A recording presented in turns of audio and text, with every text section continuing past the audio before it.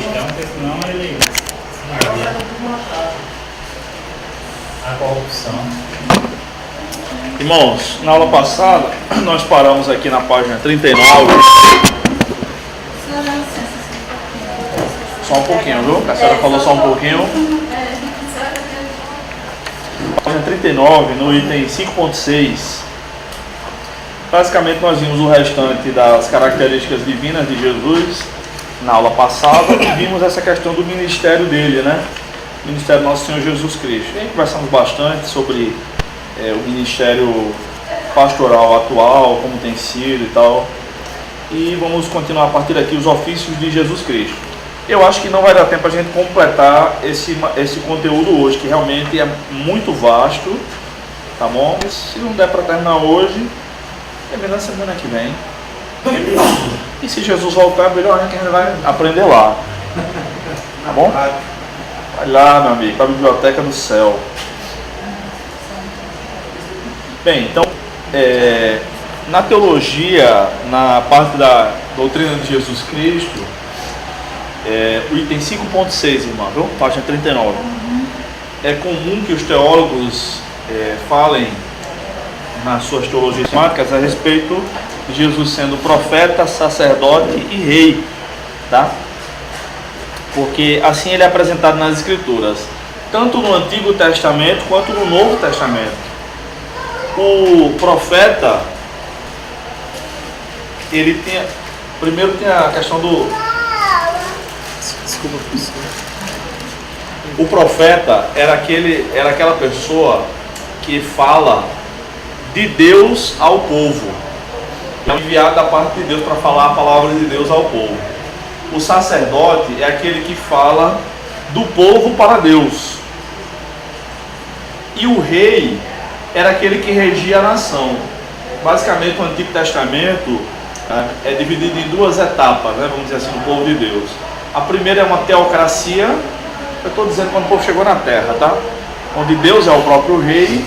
E a segunda é uma monarquia ou duas monarquias, já quando o reino foi dividido. E os sacerdotes e os profetas auxiliavam a administrar a nação, cada um fazendo seu papel. Cada rei tinha um profeta que estava ligado ao seu reinado, embora isso não seja notório em todos os reis, tá? Mas cada rei tinha um profeta que estava ali orientando, era uma espécie de conselheiro espiritual e conselheiro administrativo. E os sacerdotes cuidavam da religião, que fazia parte do povo, não tinha vida sagrada e vida secular ou vida profana, era uma vida só.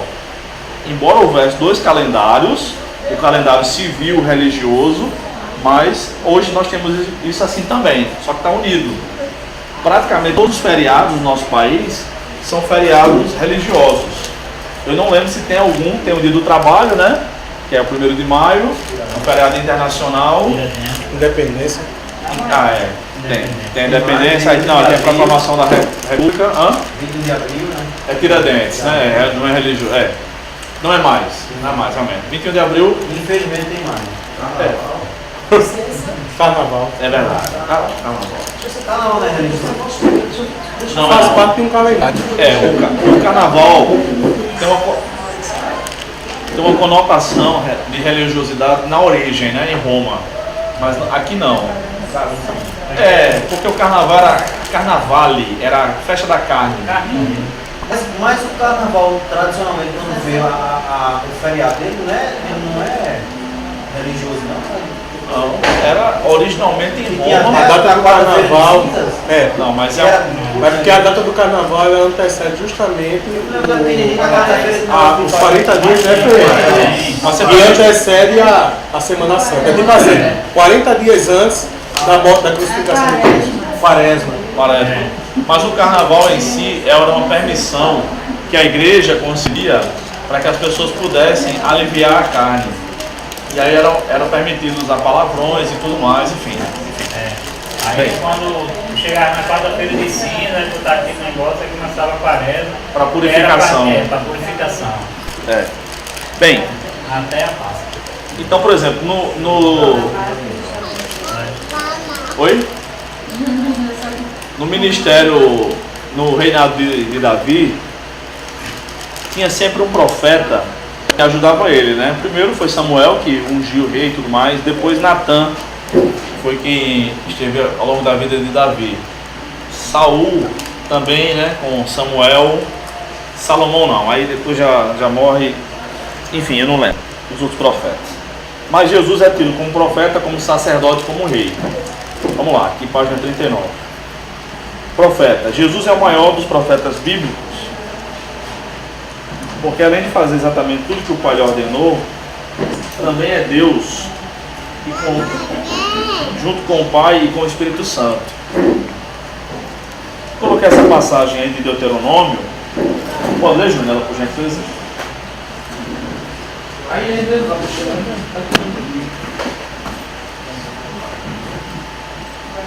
O Senhor teu Deus levantará um profeta semelhante a mim no meio de ti, dentre os teus irmãos, e ele ouvirás conforme o que pediste ao Senhor teu Deus no Horebe.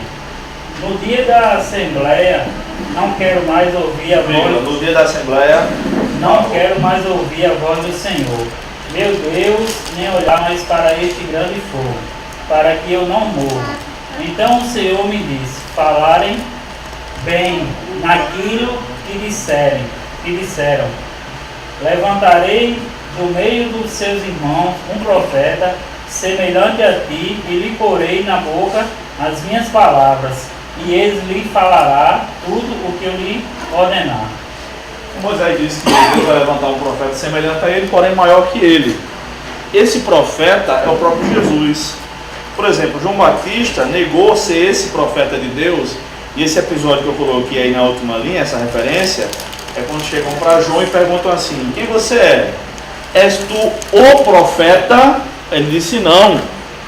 Então uma leitura desatenta da Escritura vai concluir que, um leitor desatento da Escritura vai concluir que João Batista negou ser profeta. Não é isso. A pergunta é: és tu o profeta? E não é João. João era um profeta. O profeta era esperado. Oi? O profeta era o esperado. Esse aqui é Jesus. Um profeta, e na verdade João, de acordo com Lucas 16, é o último dos moicanos, né? É o último profeta da antiga aliança. A gente poderia dizer até que era o último profeta do Antigo Testamento, para ficar mais claro, mas ele ainda chega no comecinho do Novo Testamento. O último profeta como ofício é João. Depois de ele é inaugurado o reino, e é por isso que se diz que dos nascidos de mulher, João é o maior. Mas o menor no reino é maior que João, porque o reino é superior. Acho que eu já comentei até isso aqui, né? Então, João não é esse profeta é Jesus. Por exemplo, Mateus escreveu seu evangelho, os estudiosos acreditam, para mostrar que Jesus é o rei, e Mateus organiza o seu evangelho em 5 pregações de Jesus, 5 discursos. E a ideia é que quando os leitores judeus, os leitores originais do evangelho de Mateus lessem, iam notar uma semelhança entre os 5 livros do primeiro profeta e grande profeta, que foi Moisés, e a semelhança desse novo profeta nos seus 5 discursos. E de fato, o evangelho de Mateus é formado em 5 pregações, tá? São como 5 colunas naquele evangelho. Bem, é um dos argumentos que o pessoal fala aí, tá? Jesus então é o verdadeiro e maior profeta de Deus. No Islã, Jesus é chamado de Isa, né? Isa. Ele é tido como um profeta de Alá, mas ele não é o principal. O principal é Maomé, que vem 600 anos depois de Cristo. E Maomé era um cabrinha bem bestinha. Ele começou pregando Deus da Bíblia, mas ele não conseguiu seguidores. Ele disse: rapaz, eu vou inventar um negócio aqui e vai dar certo. Ele deu o golpe do baú numa viúva, conseguiu os recursos que precisava e foi para uma caverna, e aí foi para Medina, é uma das cidades sagradas do Islã. Tem Meca, tem Medina. E ele diz que recebeu uma revelação do anjo Gabriel. E a revelação do anjo Gabriel era a revelação final de que Alá é o verdadeiro Deus e Maomé é o seu profeta. E adivinha quem chegou para dizer isso? Ele mesmo. Bem bestinha. Então Jesus é tido como só mais um profeta no Islã, né? Então há outras concepções sobre Jesus, de que, por exemplo, no hinduísmo é dito que Jesus não morreu na cruz, ele desceu da cruz no auge de sua juventude, ali aos 33 anos, foi embora para a Índia e morreu de velhice, se tornou um grande mestre hindu e morreu de velhice. E aí todo o período de Semana Santa que a gente estava falando, né, e de Natal, a National Geographic e o Discovery Channel vão chegar para nós e dizer quem era Jesus. Um pedreiro, um carteiro, um taxista, um psicólogo, um jogador de futebol, menos o marido de Maria Madalena, né? Menos quem a Bíblia diz ser, quem a Bíblia diz que ele é. Mas o que acontece? Segundo lugar, irmãos, Jesus foi um sacerdote. Eu falei, o profeta é aquele que vem de Deus para falar ao povo. O sacerdote é aquele que fala com o povo para Deus.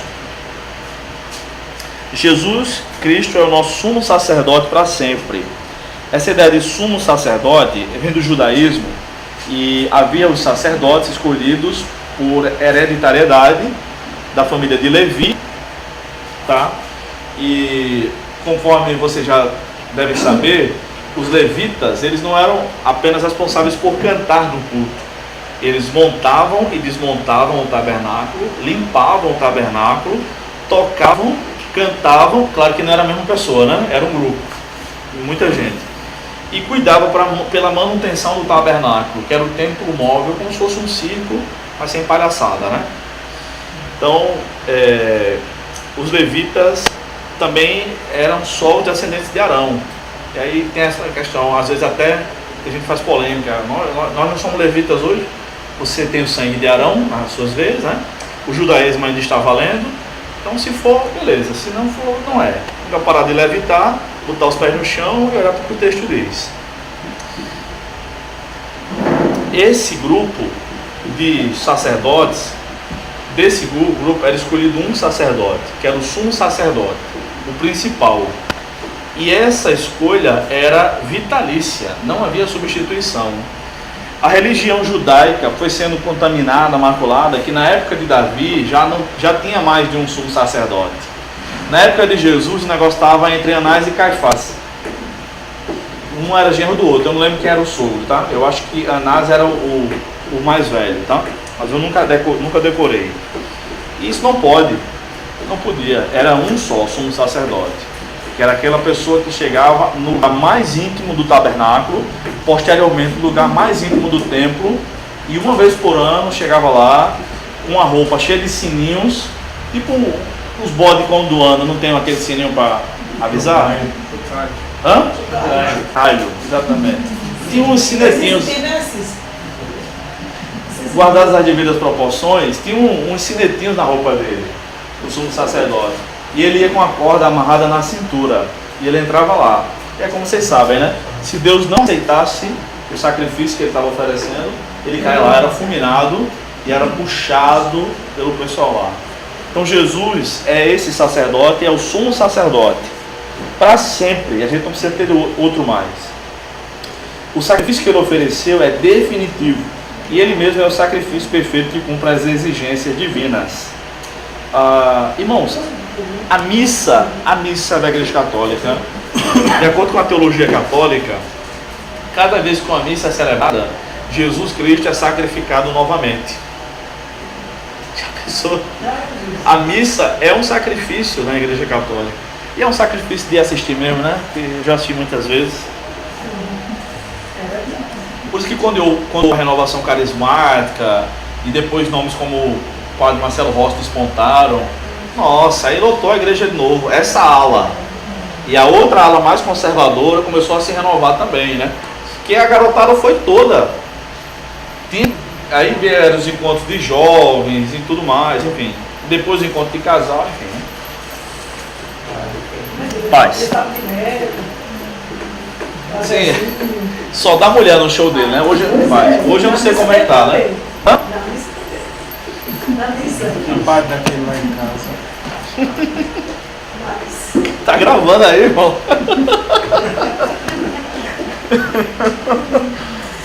Desculpa aí pros ouvintes. Vamos lá. Então agora que Jesus, ele não é só o sumo sacerdote. Pode entrar, viu, se quiser, filho, viu? Ele não quer. Porque não tem desenho nem nada, né? Tá certo. Agora não precisa mais oferecer sacrifício, nada, né? Tava pensando hoje, sabe? Essa geração de hoje que defende mais a vida de uma tartaruga do que de um ser humano, não aguentaria ver a religião judaica em prática. Não aguentaria. Porque tudo que tem relação com Deus verdadeiro é tido como um malvado. Na macumba eles fazem desgraças. Sabe aquela história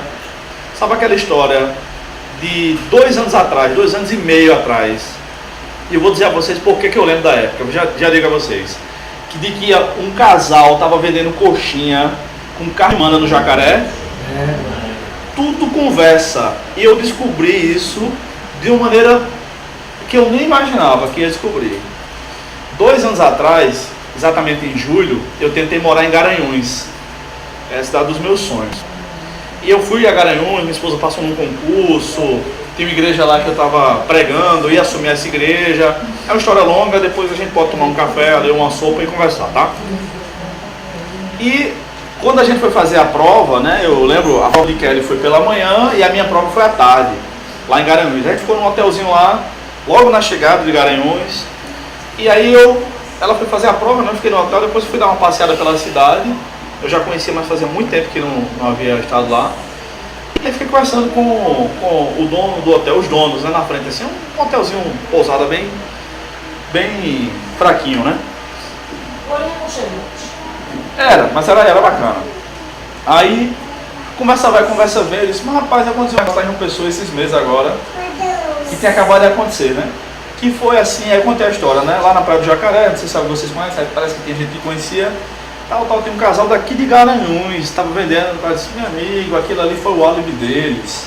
Os caras me contaram agora é o seguinte, esse casal era um casal de macumbeiro lá em Garanhuns, que morava no bairro mais pobre de lá, e eles só tinha os carros mais altamente internacional, como diria o GC Aquirino, parava lá na casa deles.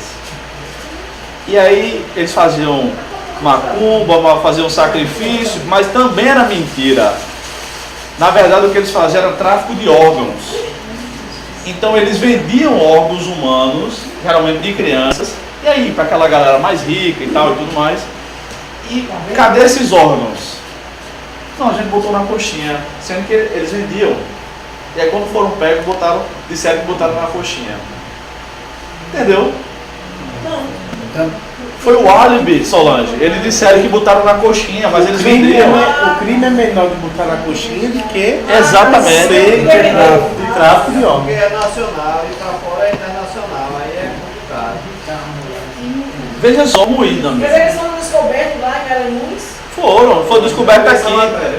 Aí eles disseram aqui, aí teve a investigação e tal. Cadê os órgãos? Não, ele botou na coxinha, mas lá em Garanhuns todo mundo sabia que eles vendiam. Entendeu? Aí eu disse, meu amigo. Aí eu lembrei agora. Não, mas eles parece que nem macumbeiro era, sei lá. Sei que eles vendiam órgãos. Tá? Bem. Eu sou moços bicho-papão. Bicho-papão. Então tem Papa Fico, bicho-papão. O boto, a história do boto cor-de-rosa, você sabe como é que é? Mas isso é verdade. Lá no Pará, acontecia o seguinte. Muitas moças eram estupradas e aí os estupradores criaram a lenda do boto cor-de-rosa. Foi o boto que estuprou. Eram uns vagabundos lá, estupraram a menina. Seduzia, né? Isso, que o boto dançava bem, sempre usava um chapéu, então era malandro. Dançava com as meninas, levava elas pra praia e aí era o filho, era do boto. Entendeu? E o chapéu era pra esconder aquele negócio que Ah, sim, sei, aquele negócio. Daí ele sempre é caricaturado nas letras dessa forma. Entendeu? Bem, por que eu falei isso? Só porque eu lembrei dos sacrifícios, tá? Fica quieto, Júnior! Por que eu falei isso? Porque na macumba eles não falam nada, né? O mundo todo. Mas se houvesse um templo em Jerusalém, eles ainda estariam sacrificando lá. Não há mais sacrifícios no judaísmo. Desde os anos 70, né? Nas sinagogas não há sacrifício, há só banho. Tem uma água lá, com água corrente, então uma vez por ano, dependendo da quantidade de vezes que o judeu praticante se sinta em pecado mesmo, faz 5, 6 vezes por ano, bota uma bata branca lá e toma banho ele por conta própria. Ele não precisa confessar pecado a ninguém, não é batismo. Não precisa também daqueles sacerdotes que não precisa nada disso, tá? É voluntário. É voluntário. Geralmente eles fazem no Ano Novo Judaico, né? O Hanukkah. Geralmente eles fazem isso. As famílias mais tradicionais, tá? Segundo o pessoal lá da sinagoga de Recife me falou, né? Que eu também nunca fui um culto judaico, né? Até porque quando eu estive lá em Israel, as sinagogas, as poucas que a gente viu, eram pequenas, todas pequenas. Não cabe nem aquele monte de bicho que a gente vê no outro texto. Não pode. Não pode, né? Porque assim, todas as casas pequenininhas, deu para achar uma janela assim, estava fechando, deu para ver. E não tem papel. Deu para quê, Solange? Agora sim, agora a sinagoga mesquita. da mesquita é coisa que não. Gente, a gente não precisa mais fazer sacrifício. É só crer em Cristo. Letra C. Jesus é rei. Jesus Cristo é o rei eterno que reina pela descendência de Davi, conforme nós já vimos, né? E também é o grande rei soberano do universo. Apocalipse 1:8 diz que ele é o Deus Todo-Poderoso. Apocalipse 19 diz que ele é chamado Rei dos Reis, Senhor dos Senhores. Tem escrito isso na coxa. Não está claro no texto de Apocalipse se isso está na roupa, na altura da coxa, ou se está na coxa mesmo. Na pele. Não está claro, tá? Aí eu tatuagem usa aí como tudo pra fazer. Eu fico, como diz uma amiga minha, eu fico incrível. Ela fala essas coisas assim, né? Como os caras nunca usam essas coisas para dar mais oferta, nem para fazer mais missões. É só para agradar o seu próprio ego. Nunca vi. Rapaz, eu quero ser mais missionário, porque eu vi um negócio assim na Bíblia que eu nem tenho certeza, mas eu quero dar mais para missões, mais dinheiro, eu quero ir mais. Nunca vi. Se vocês já viram, por favor, compartilhem. Tá? Um irmão que estava falando comigo que ele tinha a esposa dele gostava de outra mulher e era feio, não pode ser pecado. Você não, Salomão? Tinha amigo? Salomão? O Mr. Catra, ele usa esse argumento aí, né?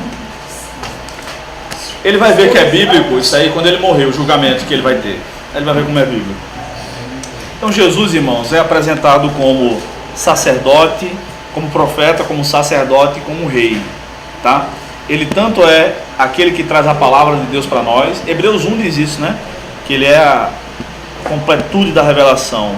Ele é o sacerdote, aquele que intercede por nós a Deus. E ele também é rei. Ele é quem julga tudo e ele é quem é o nosso rei e domina sobre nós. Amém?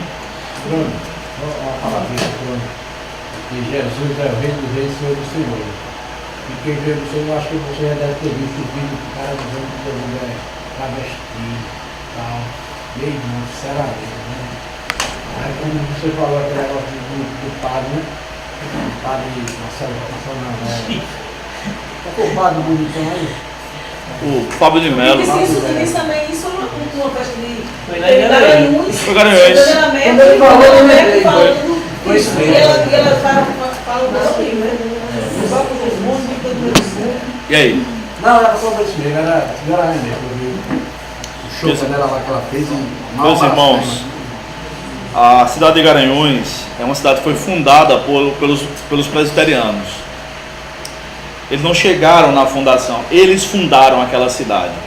Não sei se alguém aqui conhece Garanhuns. Eu já dei uma passada por lá, gostei só do livro, não tinha nem frio. Gostoso, muito bonita. Quero voltar lá de novo. Pronto. A escola 7 de setembro é uma escola privada deles lá, de um grupo lá presbiteriano. Voltando. A escola 7 de setembro é uma escola privada de um grupo de irmãos presbiterianos lá. que é maior do que o Pio X, lá na Praça da Independência. E é uma cidade de apenas 150 mil habitantes. Eu conversei com o diretor há 2 anos, né? Quando eu estive lá, com o diretor do Seminário Presbiteriano de lá, que é Instituto Bíblico, na verdade. Eles moram lá, eles evangelizam todos os dias, enfim. E ele me explicou sobre essas questões da fundação na cidade. Então, certamente não vai ficar barato para as autoridades que permitiram aquilo ali, tá? Contudo, eu penso que seria muito interessante que nós orássemos pela salvação dessas pessoas, né?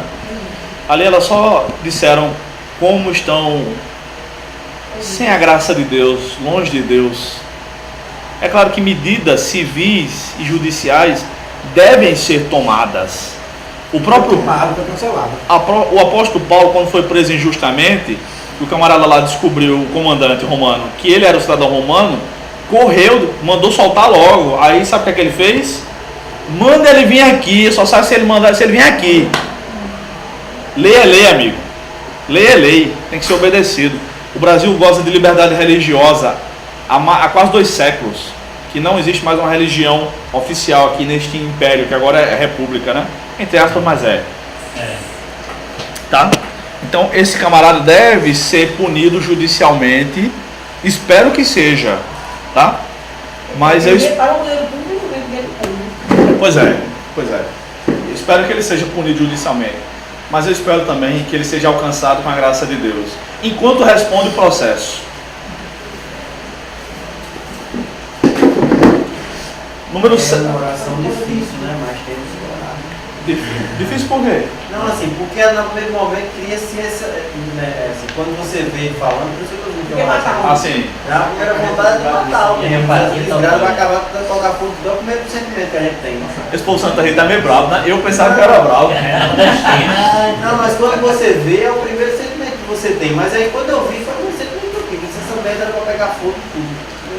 E aí o segundo pensamento é o quê? Não, mas eu tenho que orar para que ele se converta. Já imaginou o testemunho desse cara convertido? Deixa eu só dar uma pincelada aqui rapidinho. Tá vontade, A gente vê um lance desse aí. É uma oração difícil. Entendi. Jesus. Imagina os apóstolos que andaram com Jesus, aquele povo, quando pegaram Jesus, era daquela com ele, bateram nele, crucificaram. Imagina como é que ficou o pensamento desses camaradas, pegar a questão lá É por isso É a mesmo. defesa de Pedro, não era para ter deixado Pedro matar o cara, né? É por isso que Pedro, que era pescador e andava armado, pegou a peixeira e botou o olho do cara. É a defesa de Pedro, é. Por isso que o perdão é muito difícil. Quando Jesus chegou na cruz e diz assim, perdoa que não sabe o que faz, a gente não tem capacidade de fazer isso. Item 5.7. Morte e ressurreição de Jesus. Aleluia. Bem, tem umas palavras aqui próprias para tratar sobre isso que a Bíblia usa. Eu não coloquei em negrito, estou vendo aqui que deveria ter colocado, né? Vou até marcar aqui para a próxima apostila.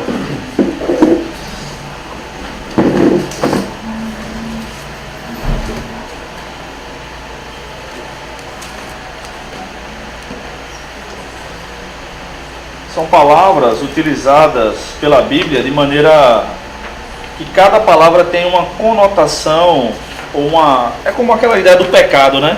A Bíblia fala do pecado com várias palavras. A primeira, estamos na 40 mesmo, tá? Expiação. Expiação é o pagamento por uma ofensa contra Deus ou contra outros mediante um sacrifício, castigo ou alguma ação semelhante. A ideia de expiação é o elemento central da teoria substitutiva ou jurídica da redenção. Já vou explicar. Que vê Jesus como quem fez expiação pelos pecados de todo mundo. Também é um elemento importante no sistema penitencial da Igreja Católica Romana medieval e moderna, né? Ou seja, atualmente. A ideia aqui da teoria substitutiva é que Jesus morreu em nosso lugar, nos substituindo. E jurídica, porque Deus, como sendo o juiz de todo o universo, não aceitaria nos perdoar sem que alguém pagasse por aquilo ali, tá? Então a Bíblia fala de algumas coisas que Deus não pode fazer, tanto explicitamente, não pode negar a si mesmo, não pode mentir, não pode falhar, a palavra dele não pode falhar, enfim, e implicitamente. Uma das coisas que Deus não pode fazer, que a Bíblia deixa isso implícito, né, porque não diz com essas palavras, é Deus não pode salvar alguém sem que o pecado dela seja pago. Tá? Então Deus, por que ele não pode fazer isso? Porque ele mesmo decidiu que esse seria o método de trabalho, o modus operandi. Então, por isso que Deus só salva quem crê em Cristo, porque o pagamento foi feito por Jesus. Tá? Então, alguns irmãos acreditam ainda de maneira muito benevolente que é possível alguém alcançar a salvação, receber a salvação, somente pela revelação geral, a criação, com base naquele texto de Romanos capítulo 1, que diz que eles conheceram a Deus por meio da criação e tal. Não é possível, tá? A criação só aponta para um Criador. Existe alguém que planejou isso. Não diz que esse Criador enviou seu Filho, não diz que o Filho dele é Jesus e tudo mais, tá? Ok, mas aí a pergunta que vem na nossa mente geralmente é: e aqueles que nunca ouviram o Evangelho? Bem, eles não podem ser salvos. Não é possível ser salvo sem crer em Cristo. Isso é uma dura verdade. Contudo, a história da igreja até hoje tem demonstrado que Jesus tem aparecido para muitas pessoas que não têm contato com a civilização. E a gente tem conhecido essas histórias por causa de alguns que tiveram contato, pelo menos para nos contar. Muito contato, né? Pelo menos para relatar o que aconteceu. Por exemplo, vários muçulmanos, onde o nome de Jesus não é conhecido, dependendo do país, não é conhecido mesmo, tá? Alguns amigos meus já foram para países islâmicos e ele perguntou: você conhece Jesus? Não conheço não, quem é? De boa, não estava zoando não, porque lá não se fala em Jesus, só fala lá nas coisas internas do país. Então Jesus tem aparecido para muitos desses homens que têm realmente desejo de encontrar-se com Deus. Nossa, me arrepiei todo agora. Os casos são muitos, gente, e às vezes a gente toma conhecimento disso, porque algum vem, sai do país e aí encontra um crente e diz: vem contar seu testemunho aqui na igreja. Aí o cara diz: eu já era crente. E era. Diz: não, um homem assim assado, e começa a descrever o camarada que apareceu para ele, o que a pessoa disse, esse homem disse, o que ele disse que fez: eu morri por você, tal. Só pode ser Jesus. E aí, como é que a gente sabe que não é o diabo? Porque o diabo, embora possa falar a verdade de vez em quando, ele não vai dizer aquilo que o camarada o caminho para a salvação. Eu não sei se eu estou sendo claro o suficiente mesmo. Eu estou elaborando as frases aqui agora, tá? Bem, então... Eu sou uma mulher que ela se converteu assim. Como foi? Jesus, lá a gente estava lá em Tabaceira. Aqui era horrível. Muito situado dentro com ninguém. Ela era bem senhorinha, já era bem idosa. Ela era da igreja batista lá. E aí ela contou esse tipo, ela se converteu sozinha, veio a sonho. Ninguém nem tinha chegado ainda lá em Tabaceira, né? Não nada para lá ainda lá dentro. E ela se converteu. Eu já estava na igreja batista, evangelizando. Amém. Olha, irmãos, todo mês de janeiro e julho a Juvep faz há mais de 30 anos um projeto missionário no sertão do Nordeste, né? O único estado que não foi alcançado ainda foi a Bahia, não houve nenhum projeto ainda lá, mas os outros 8 estados, né, sobretudo o nosso, o alvo são cidades que tenham no máximo 5% de crentes. Se tiver mais de 5%, aí a Juvep não vai. É feita uma parceria, digamos que essa igreja queira plantar uma igreja no sertão. Os últimos projetos foram no interior do Piauí e geralmente foram igrejas batistas, que é o lugar o estado menos evangelizado do Brasil, Piauí. Piauí? Aí lá bem para baixo assim no Piauí, né, nas partes mais pobres mesmo. Então nesses projetos Deus costuma fazer muitos milagres. Eu fui uma vez nesse projeto. São 20 dias. Aí vem gente do Brasil todo, às vezes de fora do país também e tal. Tem um treinamento, né? Até para ensinar vocabulário e tal. Enfim. Nós somos para São João do Rio do Peixe, que fica ali na região de Souza, Cajazeiras, por ali. Não sei se vocês conhecem. Então, tem uma parte do trabalho é feito na cidade e outra parte é feita nos sítios. Parece que agora estão indo mais para os sítios, né? Faz tempo que eu fui, 14 anos, né? E... no projeto que eu fui, aconteceu o seguinte: a gente ia para o sítio, né, sabia os dias que ia, e começamos a orar por isso, né? para que Deus fosse abrindo o coração do povo, né, quebrantando e tal, Deus fosse na frente. Essas coisas a gente tem que fazer, né? Pedir a Deus. Aí, muita gente na cidade e nos sítios, muita gente contou o seguinte relato. Geralmente tem uma dupla. É um rapaz e uma moça, né? Uma mulher. Se for namorado não, mas noivo e casado sempre vai junto. Namorado geralmente eles não deixavam, não sei hoje, né? Veja só, você sabe que quando a Bíblia está bem novinha, ela tem geralmente o banho aqui, né? Dourado ou prateado, né? E quando a Bíblia é grande, tipo assim, essa aqui, Dom Paulo e Renato, essa daí, aquela de Genebra, que é bem grande, né? Quanto maior a Bíblia, mais bonito é ela bem novinha, né? Por causa da borda dourada aqui, eu acho lindo, né? Deus começou a dar sonho ao povo. Sonhos muito semelhantes. Então várias duplas relataram a mesma história, no mesmo dia. Um dia depois a gente tem orado por isso. O povo estava lá evangelizando. Estava aqui, 2 pessoas evangelizando e tal. Uma mulher. Aí, de repente, uma mulher estava na rede assim e disse... ficava olhando e disse, pô não, diga aí, sorte minha filha, eu vou dizer um negócio a você. Essa noite Jesus apareceu para mim em sonho e ele disse que ia vir aqui 2 mocinhas que eram 2 filhas dele, e tinha 2 meninas lá. E essas meninas iam mostrar, olha a riqueza de detalhes, viu? Ia mostrar o caminho da salvação, e elas iam mostrar que esse caminho da salvação estava num livro de ouro. Nossa, mas estou todo arrepiado aqui. E o livro de ouro é Jesus. E o livro de ouro é igual ao que está no seu colo aí. Então realmente, Deus tem... isso nunca aconteceu com as minhas duplas, tá? Nunca. E eu orava. Agora mais.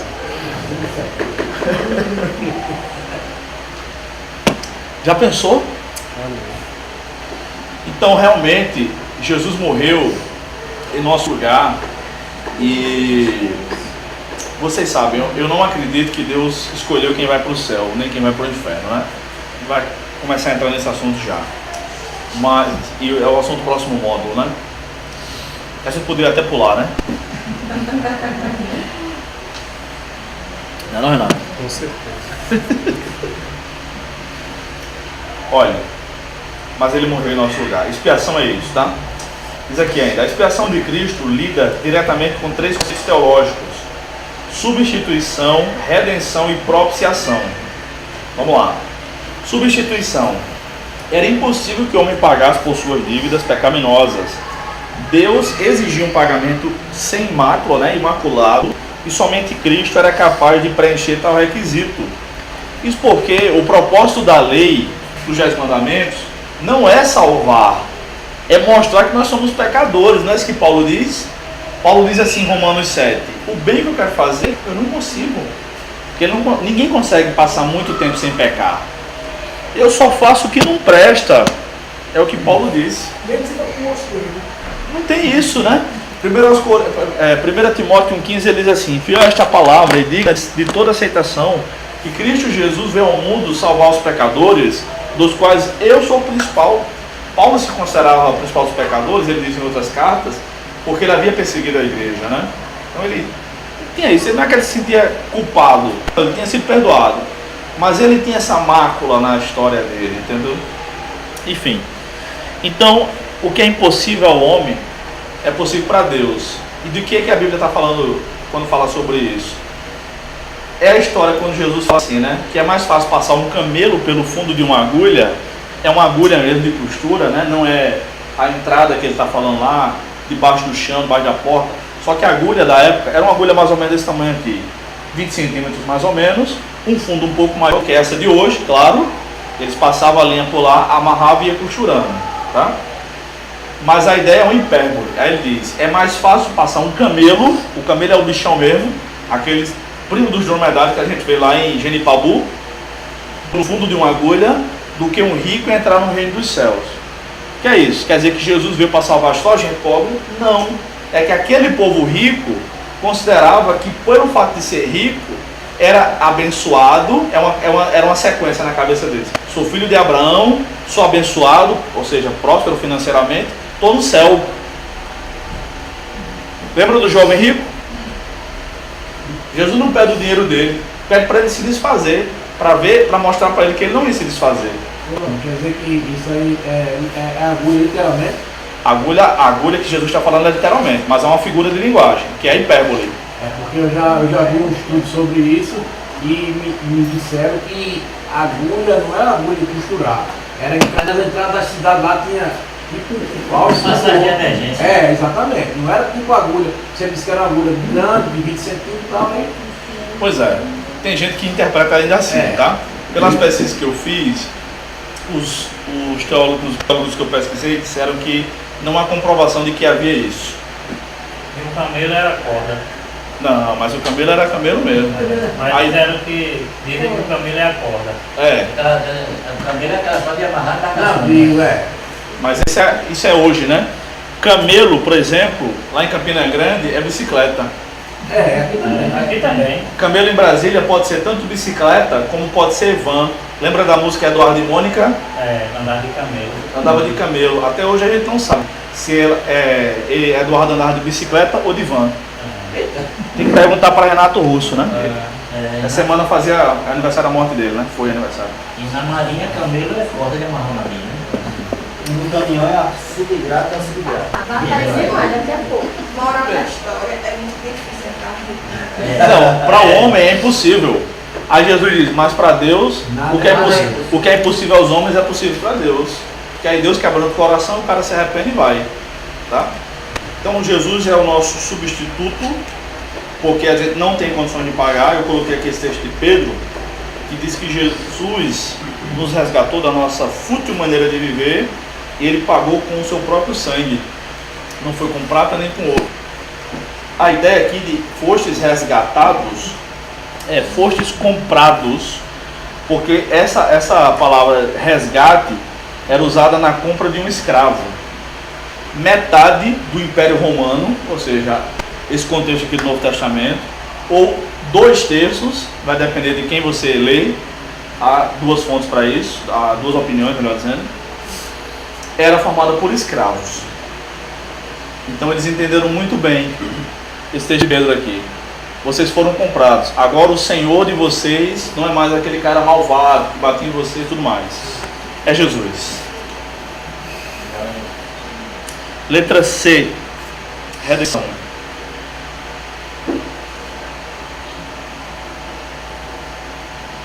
A palavra traduzida nesse texto, Marcos 10:45.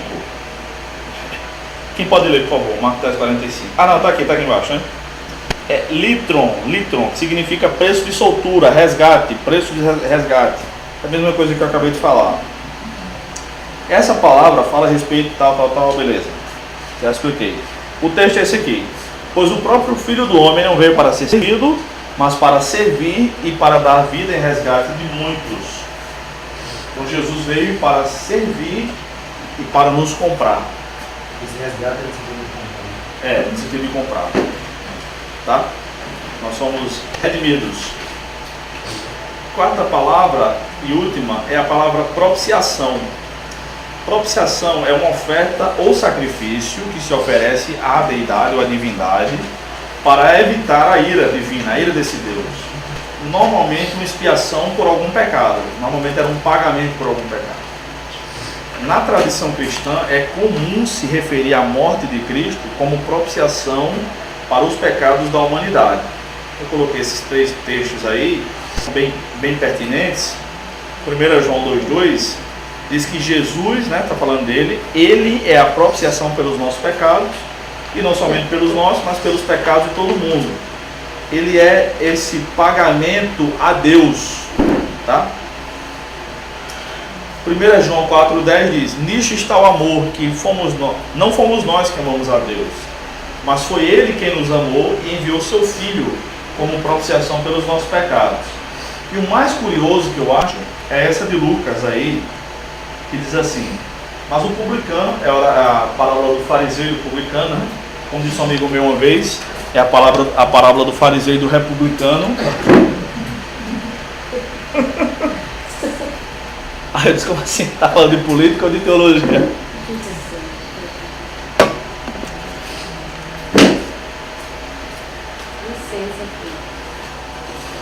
mas o publicano em pé. O publicano era aquele cabra de pé.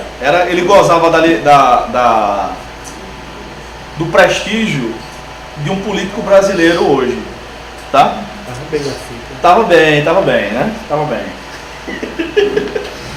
Mas o publicano em pé e de longe, nem mesmo levantava os olhos ao céu, mas lamentava-se profundamente, dizendo: ó Deus, tem misericórdia de mim, um pecador. Tem tradução que diz assim, como está entre parênteses: ser propício a mim. E no original realmente está assim. Então esse camarada orava, diz assim: Deus, ser propício a mim. Muitos estudiosos, e parece que está correta essa ideia, acreditam que quando esse publicano faz essa oração, é uma história que Jesus contou, tá? Mas enfim, ele está fazendo referência à tampa da arca. Como era o nome da tampa da arca? Que tinha 2 anjos em cima, um querubim. Propiciatório. Então ele está dizendo assim: ser propício a mim, lembre-se de mim na sua santidade, tenha misericórdia, me ajude. Eu não posso me ajudar sozinho. Porque o fariseu chega e diz: eu que sou um crente de primeira linha, jejuo 2 vezes por semana, dou o dízimo de tudo quanto ganho, vou para a igreja.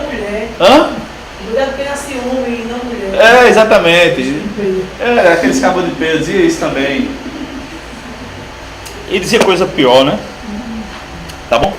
Então a ideia de propiciação é essa ideia de pagamento pelo pecado, tá? Substituição, Jesus morre em nosso lugar. Redenção, Jesus nos comprou. E propiciação, ele paga pelos nossos pecados, tá bom? A ideia de resgate ou redenção, irmãos, Jesus nos compra. Os adventistas dão uma pisada na casca de banana. Na verdade, eles fizeram o seguinte: eles botaram a casca de banana para ele mesmo pisar, tá? Porque eles dizem o seguinte: Jesus comprou-nos a quem? Segundo os adventistas, Jesus nos comprou ao diabo.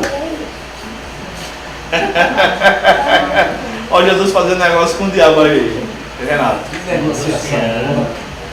Veja só. E eles dizem o seguinte: de onde eles tiram essa ideia? Eles dizem que, porque no Antigo Testamento é dito lá que era para no dia da expiação, que é chamado Yom Kippur. Ainda hoje é celebrado, né, o Yom Kippur, não lembro qual é o dia do ano. É o dia da expiação. Os judeus celebram. Então eram liberados para o deserto 2 bodes. O bode emissário e o bode Azazel. Os adventistas deram um jeito linguístico lá, que eu não sei qual é a gina que eles fizeram, para chamar esse bode Azazel de bode Satanás. E os pecados eram, a mão era colocada na cabeça desse bode e ele ia embora para o deserto. Então eles diziam: antes de Jesus, os pecados do povo de Deus estavam em cima de Satanás. E aí, meu amigo, é uma complicação muito grande. Tá? É uma complicação muito grande. Isso vai interferir muito na teologia dos adventistas, que marcaram a data da volta de Jesus pelo menos 2 vezes, né? Tem um filme que saiu agora, acho que saiu tem 1 ano mais ou menos, está no YouTube em HD, que eles mesmos botaram, que é a verdadeira história da igreja adventista. Eu não lembro o nome, mas se você procurar você acha lá, tá? Então um camarada lá que fundou o movimento, que não era chamado de adventista na época, veio ser chamado depois, mas ele marca a volta de Jesus para 1843, com base nos cálculos de Daniel. Depois, Jesus não volta, esqueceram de combinar com Jesus somente, né? No ano seguinte, eles marcam, achando pouco a vergonha que passaram, marca o dia e o mês para a volta de Jesus, 1844. Esqueceram de combinar com ele de novo. Quando Jesus não volta, esse camarada se isola. Ele sai de cena. Antes ele vinha pregando nas igrejas dos Estados Unidos e tal. Era um cara leigo, né, sem formação na área. Enfim, mas gozava da liberdade do respeito dos irmãos, dos adventistas. Depois disso aí ele se isola. Aí quem assume isso, na verdade, esse texto aqui, Daniel, que eu não lembro agora qual a referência, diz assim, não fala sobre a volta de Jesus, não a terra, mas agora Jesus estava no céu até hoje, e agora ele entra no santuário celestial. Como é que eles sabem que não dá para a gente ver, né? Então, é o problema do mentiroso. Conta uma, mas vai ter que contar 30 outras para justificar, né? Muito mais fácil acreditar no que Jesus disse quando estava crucificado. Está consumado. Acabou? Está consumado. O sacrifício estava consumado. Ele morre, vai para o céu, não para o inferno. Não para o inferno. Volta, passa mais 40 dias com os discípulos, volta para o céu, está aguardando o dia que o Pai vai mandar ele chamar a igreja. Depois ele vem, estabelece 1000 anos aqui. Isso aí são cenas do capítulo 10. Nós estamos no 5º aqui, né? Tá? Mas está consumado. Os nossos pecados foram pagos. E ele foi declarado efetivamente Filho de Deus quando ressuscitou. É o que diz Romanos 1, 3 e 4. Que qualquer maluco podia dizer, eu sou o Salvador. E morrer e acabou. Como o Jim Jones, lembram? Na Guiana Francesa, 900 pessoas no suicídio coletivo. Vamos tomar esse veneninho da sorte aqui. Vamos lá. 1, 2, 3. Prac. Papocada, tudinho, como diz o cearense. Quando a polícia entrou no galpão onde eles fizeram o suicídio coletivo, perceberam que não havia nenhuma Bíblia. Nenhuma Bíblia. Não havendo profecia, provérbio diz, o povo perece. Profecia ali é ensino bíblico. Tá? Então, irmãos, os adventistas, eles têm sérios problemas na doutrina da salvação, tá? Durante um tempo, a JUVEP não permitiu que os adventistas fossem tidos como uma seita na matéria de seitas e heresias no seminário. Graças a Deus não foi na minha época, foi antes. Graças a Deus. Tá? Quando eu estudei, o professor lá, ele ensinou como seita e fez corretamente. Quem paga pelos nossos pecados na doutrina adventista é Satanás, não Jesus. Já pensou? Alguma pergunta, alguma questão? Vamos seguir? Então, eis a pergunta fácil de responder, que quase não tem levantado debate. Por quem Cristo morreu? Veja só. Essa pergunta parece muito clara. Aliás, a resposta disso aqui parece muito clara, né? Ora, morreu pela humanidade. Mas não é tão clara assim, hoje em dia. Pelo menos para alguns não. Há um debate muito intenso sobre isso. Então, alguns irmãos acreditam que Jesus não morreu por toda a humanidade. Alguns irmãos, aqueles que acreditam que Deus escolheu quem vai para o céu, acreditam que Jesus só morreu por esses que ele escolheu. Aí eles usam alguns. Eu fiz uma seleção, primeiro explicando aqui, depois uma seleção de passagens bíblicas que os dois grupos utilizam, tá? Então veja só, coloquei aqui inicialmente, a teologia está dividida em duas posições quanto à extensão da morte de Cristo. Alguns irmãos creem que Jesus morreu apenas para salvar os eleitos, escolhidos por Deus, né? Para passar a eternidade, aqueles que Deus escolheu, já havia escolhido na eternidade passada. Essa visão é denominada de expiação limitada, e que Jesus morreu somente por esses, X, Y e Z e pronto.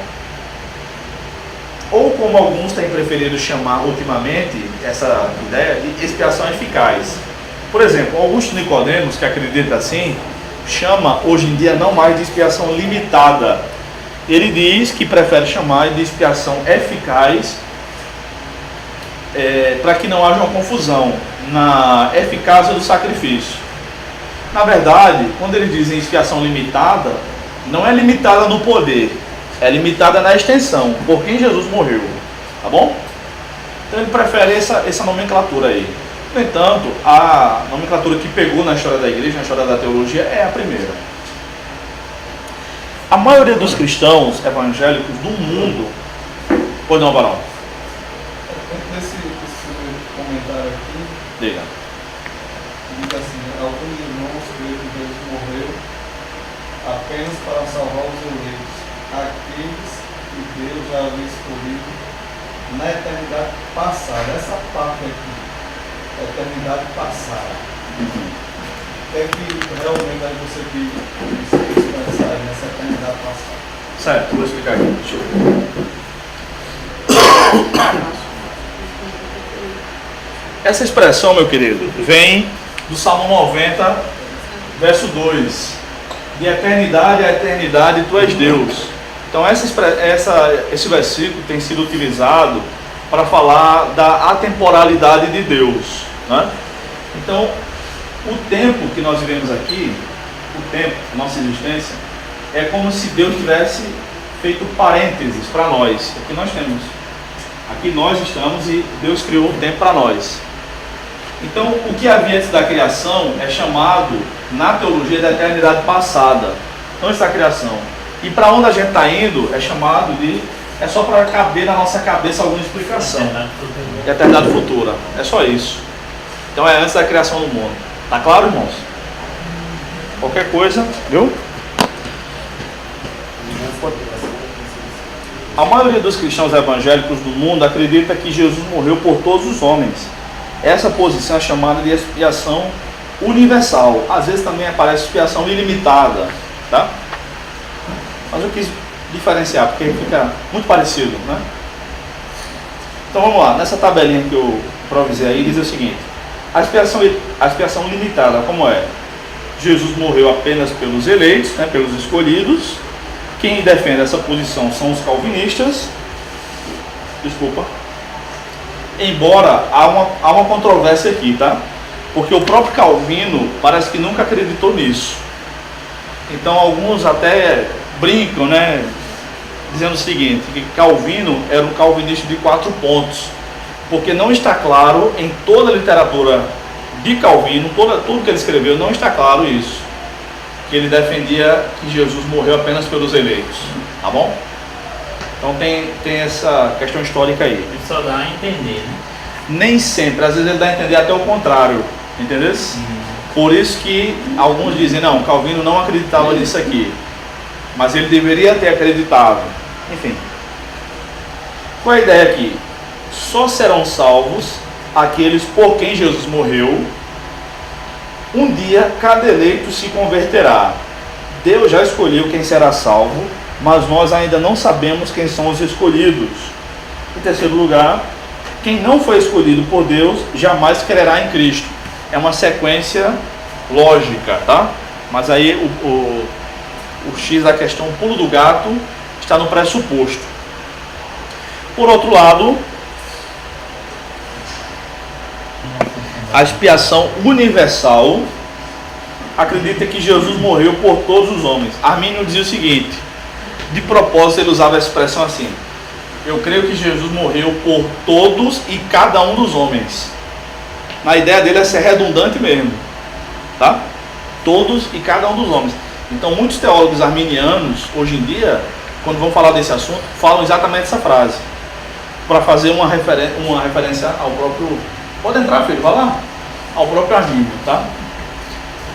Quem é que acredita assim, que Jesus morreu por todos? De maneira geral, os arminianos e os wesleyanos.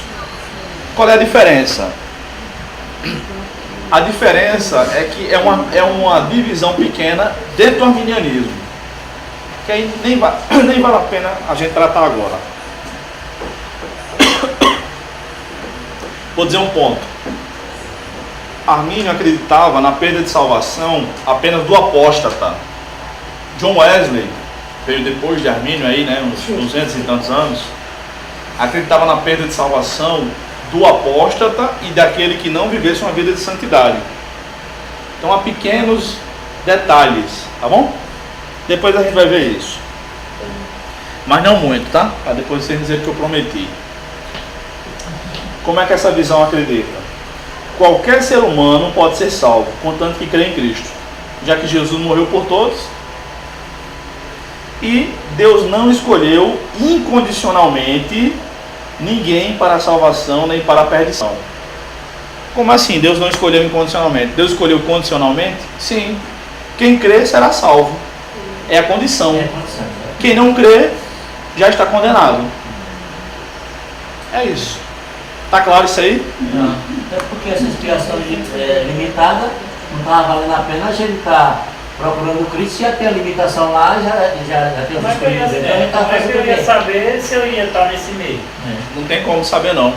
Aí dizer que está um meio no escuro, deveria ser uma parte da enganação. Roleta russa. Então quer dizer que existia. Pistola, viu? O nosso Deus é um Deus enganador, que ele estava nos enganando. A gente procurando ele, você já está excluído. Chegar no dia. Eu não escolhi na temporada passada? Sim. Então, irmãos, a questão das missões é um ponto delicado, sabe? Porque os calvinistas argumentam o seguinte, que a pregação só vai ter realmente eficácia, aliás, as missões, porque Deus já escolheu algumas pessoas. Então, na teologia calvinista, o chamado para a salvação vem por meio da palavra. São só termos diferentes que a gente acredita nisso também. Só que a gente não acredita que Deus escolheu. A pessoa vem para Cristo por meio, ela ouve a palavra e se converte. Para eles, para os calvinistas, essa pessoa só vem porque ela já foi escolhida. Outra questão, irmãos, é o seguinte. Há muita gente hoje em dia se dizendo A ou B, mas nunca leu nada desses casos. Hoje tem uma expressão boa para a gente usar, né, que simplifica as coisas, que eu diria o seguinte, tem muito calvinista Nutella hoje em dia. Tem o calvinista raiz, e aí o termo todo mundo conhece, né? A comparação. Eles eram profundamente missionários, tá? Por exemplo, o pai de missões modernas foi um camarada chamado William Carey. Ele era calvinista. E os outros missionários do movimento que ele desencadeou do século XIX, se não me engano, eram calvinistas. Os primeiros protestantes que foram enviados para o Brasil foram enviados pelo próprio João Calvino, no século XVI. Ele mesmo enviou. Não eram missionários, eram crentes. Calvino tinha ele tinha uma percepção muito boa, tá? De algumas coisas. Realmente ele era um cara muito inteligente. Então ele disse assim, olha, um novo mundo está surgindo e esse povo precisa de Cristo. Então eu gostaria de enviar alguns, não havia expressão na época, né? Profissionais liberais, mas eu quero enviar algumas famílias que vão viver lá. Então esse grupo veio para morar aqui e foram enviados pelo próprio Calvino. Então os primeiros protestantes que o Brasil recebeu foram enviados por ele. Infelizmente, a maioria, eu não sei se a maioria não, boa parte dos calvinistas de hoje, eu estou falando de pastores agora, não são missionários como deveriam ser. Porque se a gente parar para pensar bem, isso aqui não deveria afetar a obra missionária. Se Deus escolheu ou se Ele não escolheu quem vai para o céu, Jesus mandou pregar a todo mundo. Todo mundo devia obedecer isso. Só que eles dizem que esse todo não é um todo. Aí é complicado, né, bicho? E aí é pau. Eles têm várias justificativas, já vi. Tem, mas a maioria é... Várias justificativas. Não, esse todos aqui não é todos. É toda metade, é todo. É o assunto agora. Algumas das passagens nós vamos ver agora. Tá? Dá tempo pra gente ver então, graças a Deus. Eu tô falando muito alto hoje. Eu tô cansando, que é velhice só. Qual é a igreja que adota esse símbolo calvinista? Todas as igrejas presbiterianas são calvinistas, presbiteriano do Brasil, IPB, né? A IPI nem é tanto. E a congregacional é o quê? Também é calvinista. Toda igreja congregacional. Nem sempre é. Depende do pastor e tal. Tá? Nem sempre é. Por exemplo, aquele pastor do Vejam Só, conhece aquele programa Vejam Só? Da Hit TV, sempre tem uns debates e tal. Enfim, Heber Cocarelli, cara muito simpático, muito educado. Ele é pastor presbiteriano independente. Então ele disse que não fecha com Calvino, não. E ele é pastor. Agora da IPB não. É uma questão sine qua non, né? Tem que ser calvinista para ser presbiteriano. Bom? Tem outras denominações. Veja só. Tem uma igreja que é muito estranha na sua teologia, com todo respeito, porque é uma igreja. Estou procurando as melhores palavras aqui, porque uma igreja a gente tem que ter cuidado.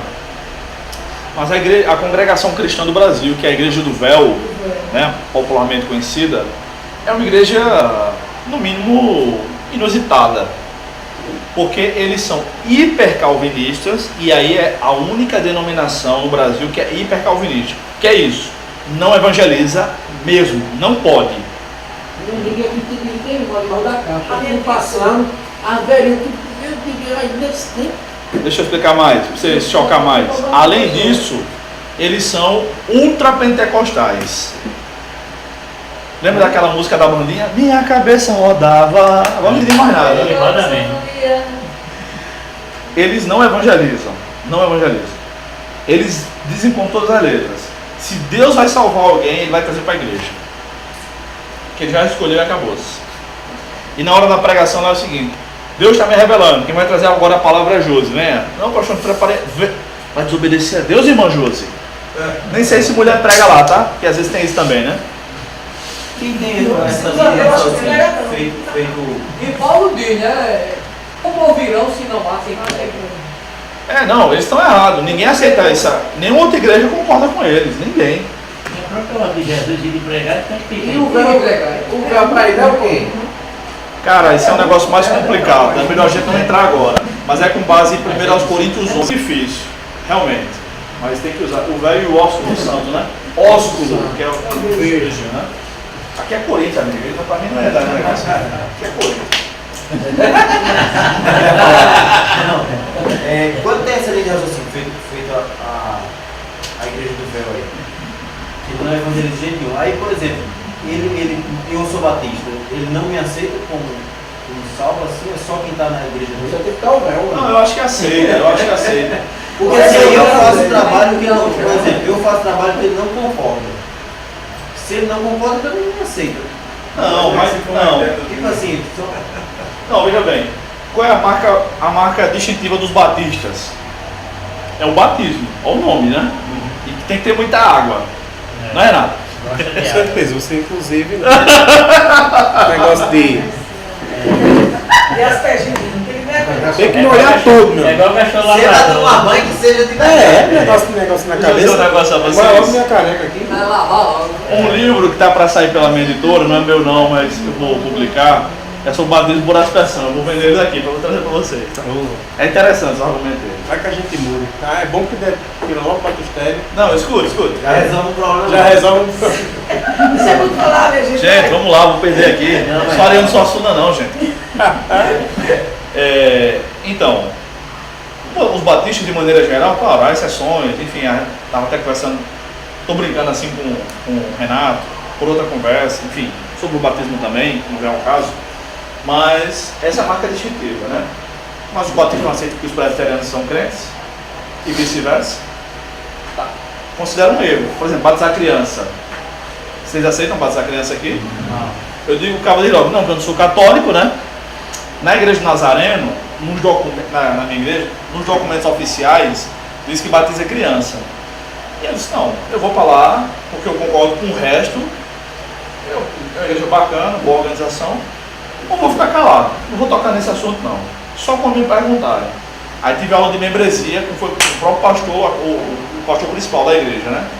Tá, eu perguntei, como é que vocês fazem aqui? Essa é uma prática que não acontece mais há muitos anos na igreja brasileira. Só que a Igreja de Nazareno é uma instituição internacional. Tem 6 líderes do mundo todo. Parece uma seita de organização. Eu digo isso lá na igreja. Tem coisa aqui na igreja que parece uma seita, tão organizada que é. Mas aqui no Brasil não se faz. Não batiza mais. Então a tendência é que... Ela é clara a uma organização internacional? Isso. Que aí fora do Brasil batiza. Uma franquia, né? Guardadas as devidas proporções, responde, né? Responde. Bem, então, voltando aqui, eu acho que eles consideram, mas eu também não tenho certeza. Eu não conheço ninguém. Vocês conhecem alguém que é da Igreja do Véu? Eu conheço a minha tia. A sua tia? E ela evangeliza a senhora? Não, mas ela já é bem idosa, ela tem quase 90 anos, mas ela é doente. E assim, mas ela é uma crente de fé. Sim. Mas ela não tem. Eu conheço uma senhora. Mas ela não, inclusive assim, ela não fala nessa história do véu. Assim, até porque há muito tempo ela não vai mais para ele, porque ela está acamada há mais de 20 anos. Nossa. Ela não doença. A bichinha. Uma doença que. Não tem nem como, vai. Não sei de doença aí. Tá. Falta que ele é um milagre, tá vivo, mas tá vivo. Mas assim, eu não falo do pastor dela. E as filhas delas, minhas primas, aliás, as netas dele, se converteram, mas não peguei a Batista. Lá de Unidade, ela é grande. Amém. Então assim, eu não sei se é porque por conveniência, ela morava, a igreja era na rua de trás. Facilita, né, irmão? Facilita, né? Se isso que ela não evangeliza, então não foi por evangelização para esse Porque é mais próximo do É, mar. mais próximo. E aí- Ela foi passando, Mas ela viu não a recebeu tabela, em casa, não. Recebi. E ele nunca não visitava. Captei, amado mestre, vossa mensagem. Você já está escolhido, né? Rapaz, quando eu fui expulso da igreja, se eu tivesse conhecido, eu tinha vindo. Mas eu tinha seus propósitos. É Eu verdade. acho que tem igreja que não aceita não, batista como um crente não. Deixa- Eu conheço mulher que é de outra igreja e não fala nem comigo. Não, mas veja só, tem uma Não é questão. paz do Senhor. Mas às vezes não é igreja, irmão. Por exemplo, os Você assembleianos. quer namorar eles não, você não quer. Não, Veja só, os assembleanos mais antigos, antigão mesmo, antigamente não dava paz do Senhor para mulher que usava calça. A avó da minha esposa, que está viva, está com 88 anos, estava falando com ela, todo dia eu chego lá, mexo com ela, tá lúcida, abraço ela, eu digo, é nóis, vamos quartar um ontem, mano. Né? Que elas vai para lá que eu sou crente, não vejo o jogo. Todo dia eu mexo com ela, né? Por causa do futebol. Eu mexo para animar ela, sabe? Fundadora da Assembleia de Deus aqui na Paraíba, a família da minha esposa. Enquanto a vida toda da Assembleia de Deus. Então quando chega lá, hoje eu estou fazendo 10 anos de namoro, hoje. Tá? Vou acabar a aula mais cedo, inclusive, né? Foi aniversário, né? Aniversário, né? Gente, brincadeiras à parte. Então chega lá um rapaz de bermuda, 10 anos atrás, estudante de teologia, torcedor do Corinthians. Meu amigo, eu sofri o pão que Carmi amassou, Carmi é minha sogra. Hoje, ela é a mulher mais babona que tem. Hoje ela disse que tem 4 filhos hoje. Só são 2, né? Meu cunhado, Kelly, a nora dela e eu.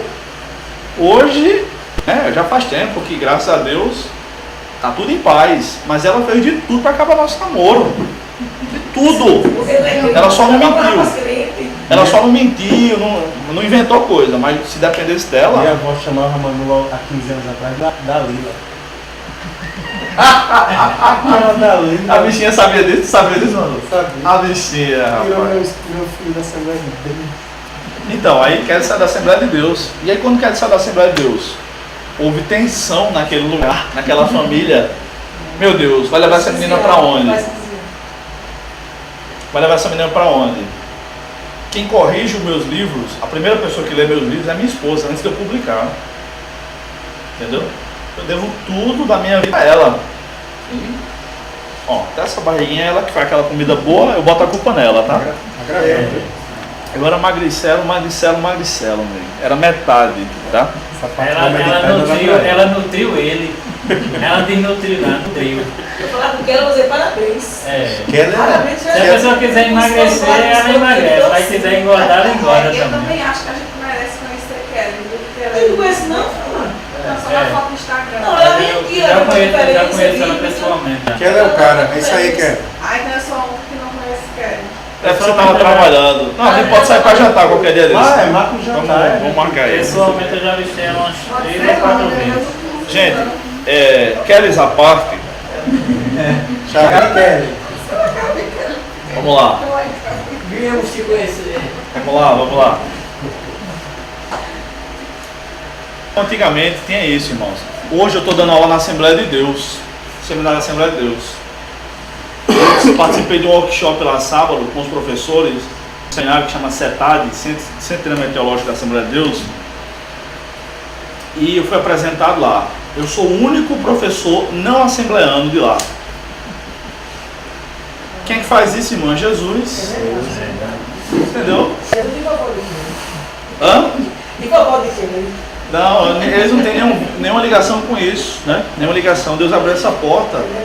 E não só estou dando aula, como as portas foram abertas para mim lá. Estou muito bem recebido lá, graças a Deus. Enfim. Vou até convidar a sentar na cadeira lá no altar. Quebra minhas pernas, irmão. Ah, de paletó? O seminário não precisa não, a turma do seminário é muito gente boa. Diga, meu irmão, diga, meu Só irmão. a questão do batismo de criança. Eu tenho a criança hoje, é presbiteriana congregacional somente, De igreja, acho que os anglicanos batizam, mas não tenho certeza. A luterana também. A luterana, a anglicana não, a luterana. Luterana. os congregacionais batizam também, né? Eu acho que batiza. É o pé do batismo, como eu chamo, né? O batismo infantil. Qual a alegação, Bruno? É da família da aliança, né? É uma alegação não. A família não é responsável por conduzir, né? Conduzir. Eles vão dizer que o batismo substitui a circuncisão. Eu digo não, porque a circuncisão era feita com 8 dias de nascido. O batismo é quem crê e for batizado. O menino de 8 dias não crê não.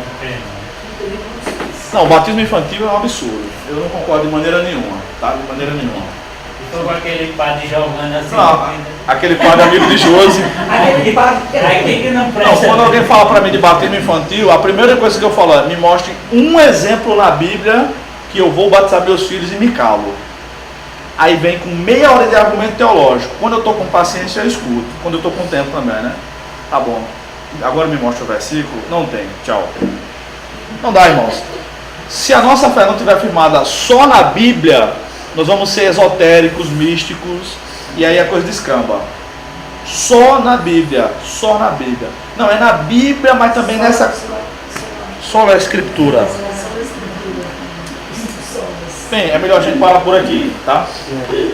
Na próxima semana, se Deus permitir, e nós tivermos algo e tudo mais, eu já quero trazer a outra apostila, para vocês irem lendo, porque o assunto é mais complexo, tá bom?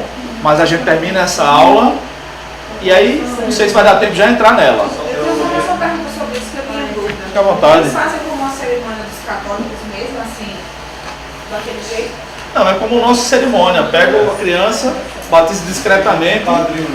Não, É aspersão. Não, não é ideia de bater. Não é- Não, é aspersão, é aspersão. E não Além de tudo é aspersão, né? Tem isso. Você também, quer dizer, não sei, desculpa eu, professor, mas você também deve ter um momento dessa celebração. Eles devem ir para a sala de batismo e tal. Porque, por exemplo, a gente aqui, a gente faz a apresentação da criança. Certo. Aí faz a apresentação, geralmente no domingo à noite.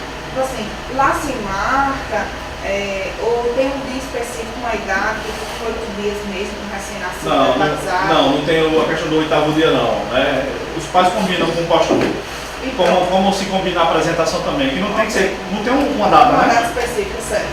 Ele é só de batismo, mas já sempre do batizado. batismo da igreja católica. E outra coisa, cada igreja celebra de um jeito. Por exemplo, eu já vi crianças sendo apresentadas em várias igrejas. Então, na missão pentecostal, que é onde eu passei 13 anos, eles faziam uma festa. Era todo? Lá da torre, 12 anos lá. E um ano nos bancários. Então fazia o seguinte, comprava uma Bíblia, dava para as crianças, aí vinha as mulheres, vinham algumas senhoras lá do departamento de mulheres, presenteava a mãe com a Bíblia, e aí o pastor geralmente pega a criança, vai depender, né? Se está chorando muito e tal, enfim. Aí diz, ó, nós não batizamos crianças, nós queremos nisso, nós Mas é apresentamos. Apresentação. Eu falei batido, foi? Não, apresentação. Então, aí faz assim, uma cerimônia maior.